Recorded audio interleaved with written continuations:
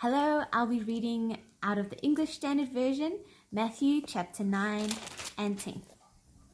Verse 1.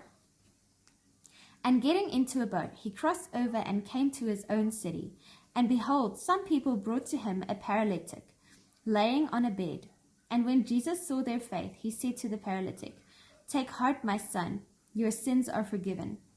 And behold, some of the scribes said to themselves, "This man is blaspheming."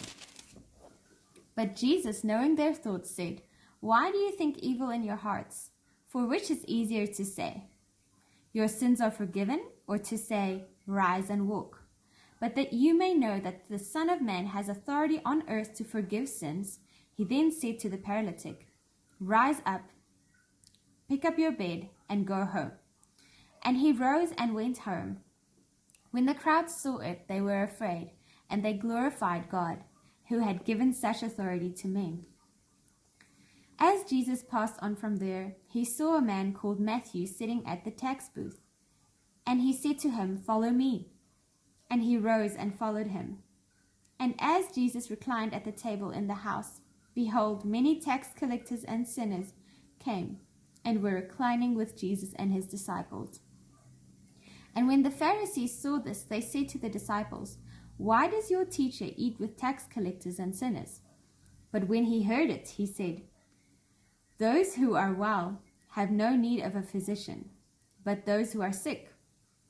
Go and learn what this means. I desire mercy, not sacrifice. For I came not to call the righteous, but sinners."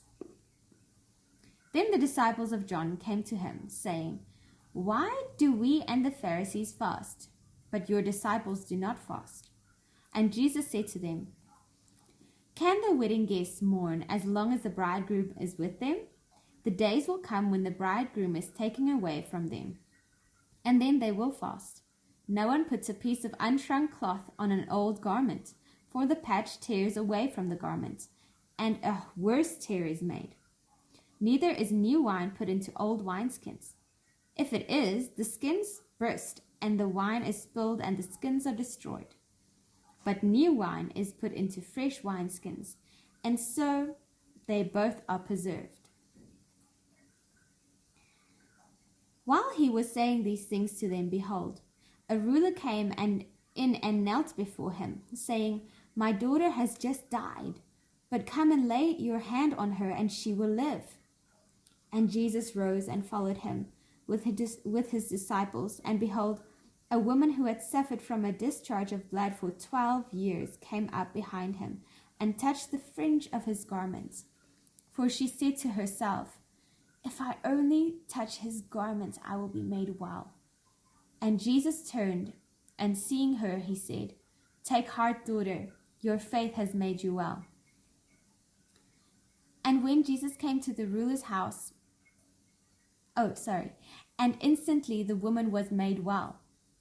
And when Jesus came to the ruler's house and saw the flute players and the crowd making a commotion, he said, "Go away, for this girl is not dead, but sleeping." And they laughed at him. But when the crowd had been put outside, he went in and took her by the hand, and the girl arose. And the report of this went through all that district. And as Jesus passed on from there, 2 blind men followed him, crying aloud, "Have mercy on us, Son of David." When he entered the house, the blind men came to him. And Jesus said to them, "Do you believe that I am able to do this?" They said to him, "Yes, Lord." Then he touched their eyes, saying, "According to your faith, be it done to you." And their eyes were opened, and Jesus sternly warned them, "See that no one knows about it." But they went away and spread his fame through all that district. As they were going away, behold, a demon-oppressed man who was mute was brought to him. And when the demon had been cast out, the mute man spoke, and the crowds marveled, saying, "Never was anything like this seen in Israel." But the Pharisees said, "He casts out demons by the prince of demons." And Jesus went throughout all the cities and villages, teaching in their synagogues, and proclaiming the gospel of the kingdom, and healing every disease and every affliction. When he saw the crowds, he had compassion for them, because they were harassed and helpless like sheep without a shepherd. Then he said to his disciples, "The harvest is plentiful, but the laborers are few. Therefore pray earnestly to the Lord of the harvest to send out laborers into this harvest." Chapter 10. And he called to him his 12 disciples and gave them authority over unclean spirits, to cast them out and to heal every disease and every affliction. The names of the 12 apostles are these: first, Simon, who is called Peter, and Andrew his brother, James the son of Zebedee, and John his brother, Philip and Bartholomew, Thomas and Matthew the tax collector, James the son of Alphaeus, and Thaddeus, Simon the Zealot, and Judas Iscariot, who betrayed him. These 12 Jesus sent out, instructing them, "Go nowhere among the Gentiles, and enter no town of the Samaritans, but go rather to the lost sheep of the house of Israel, and proclaim as you go, saying, the kingdom of heaven is at hand. Heal the sick, raise the dead, cleanse the lepers, cast out demons. You received without paying, so give without pay. Acquire no gold or silver or copper for your belts, no bag for your journey, or tunics, or sandals, or a staff, for the laborer deserves his food. And whatever town or village you enter, find out who is worthy in it, and stay there until you depart. As you enter the house, greet it. And if the house is worthy, let your peace come upon it. But if it is not worthy, let your peace return to you. And if anyone will not receive you or listen to your words, shake off the dust of your feet when you leave that house or town. Truly I say to you, it will be more bearable on that day of judgment for the land of Sodom and Gomorrah than for that town. Behold, I am sending you out as sheep in the midst of wolves. So be wise as serpents and innocent as doves.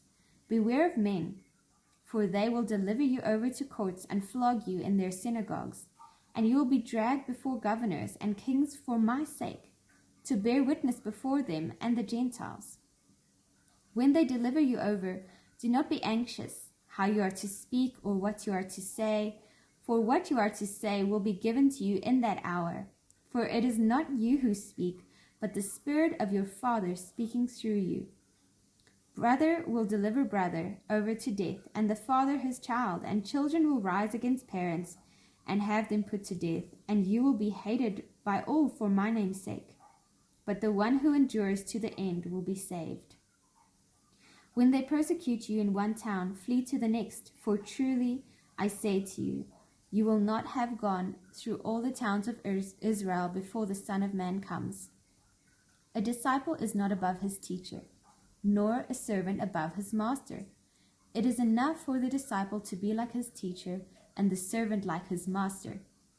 If they have called the master of the house Beelzebub, how much more will they malign those of his household? So have no fear of them, for nothing is covered that will not be revealed, or hidden that will not be known. What I tell you in the dark, say it in the light, and what you hear whispered, proclaim on the housetops. And do not fear those who kill the body, but cannot kill the soul. Rather, fear him who can destroy both soul and body in hell. Are not 2 sparrows sold for a penny? And not one of them will fall to the ground apart from your Father. But even the hairs of your head are all numbered. Fear not, therefore, you are of more value than many sparrows. So everyone who acknowledges me before men, I will also acknowledge before my Father who is in heaven. But whoever denies me before men, I also will deny before my Father who is in heaven. Do not think that I have come to bring peace to the earth. I have not come to bring peace, but a sword. For I have come to set a man against his father, and a daughter against her mother, and a daughter-in-law against her mother-in-law. And a person's enemies will be those of his own household. Whoever loves father or mother more than me is not worthy of me, and whoever loves son or daughter more than me is not worthy of me. And whoever does not take his cross and follow me is not worthy of me. Whoever finds his life will lose it, and whoever loses his life for my sake will find it.